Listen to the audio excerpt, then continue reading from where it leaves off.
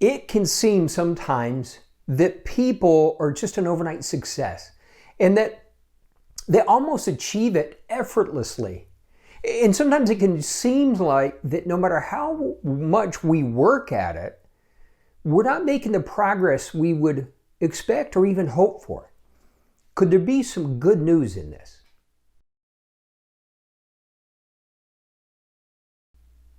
I have to start today's episode with a disclaimer because it's going to seem like this is geared only towards leaders.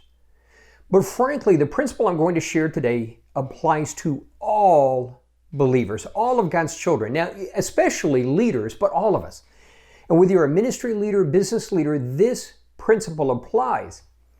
And frankly, the more we understand and can embrace this principle, it will help us overcome frustration. It will help us grow into receiving all that He has for us. And I actually believe it will help us receive His blessing, His promises faster because we have adjusted our perceptions, our expectations. Now, I want you to picture this. You have walked with God for years. And along the way, you've learned to trust Him at deeper levels. You've grown in faith and in strength. So we would be forgiven for expecting that when God says, okay, I'm fulfilling all I have for you, we would be forgiven for expecting that it is going to be a immediate, complete, overwhelming victory. That we will get to receive all that He has for us all at once. And we just, wow, for our enjoyment. Now, we're going to get that, but it's not going to be all at once.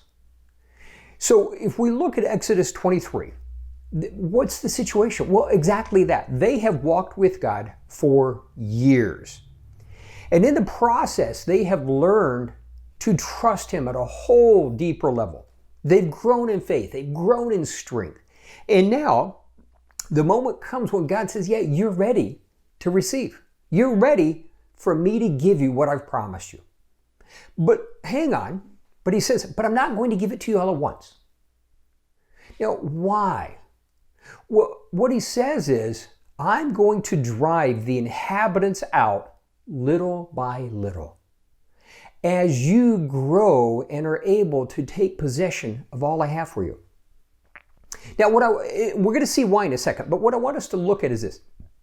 Don't look at the inhabitants as the enemies, but recognize them as what God is saying is, I'm going to drive out, knock down, eliminate the hindrances, the challenges, the obstacles. I'm going to knock them down and knock them out of the way little by little. Now, why? Again, we want it all right now. But what God is saying is this, I'm going to knock them out little by little as you grow and are able to possess all I have for you. Because if I gave it to you all at once, the problem, so what does He say? The wild animals, etc., would multiply. In other words, if He gave us all that we want all at once before we've grown into it completely, then what happens? The challenges, the problems multiply because we haven't gained the strength, the ability to possess all that He has.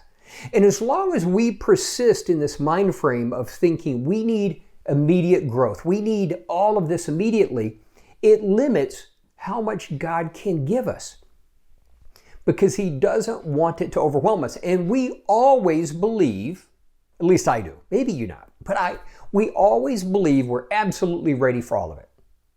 Okay, God, bring it on. But what is God saying? I absolutely want to give it to you, and I'm going to. But I'm going to give it to you little by little. You know, Proverbs 13, what it says is, wealth gained hastily will be lost. In other words, wealth. Now, the principle applies. Wealth, success, anything like that that is gained quickly dwindles. Anything gained quickly like that will go away. So ignore what appears to be overnight success. That's part of the problem with social media. Ignore what appears to be overnight success, whether it's a business competitor, another ministry, whatever it may be. just ignore that. And let's focus on what God has, what He's called each one of us to. And so how do we make the time productive?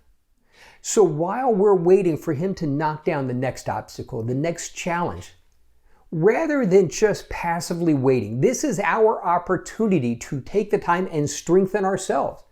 Now, how you apply that depends on what He's called you to, whether you're a ministry leader, whether it's in your family, your business, whatever.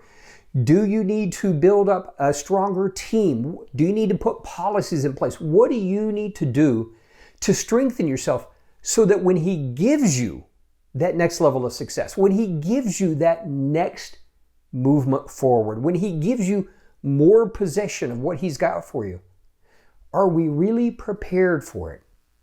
This is today the opportunity to prepare for what He's got for us tomorrow.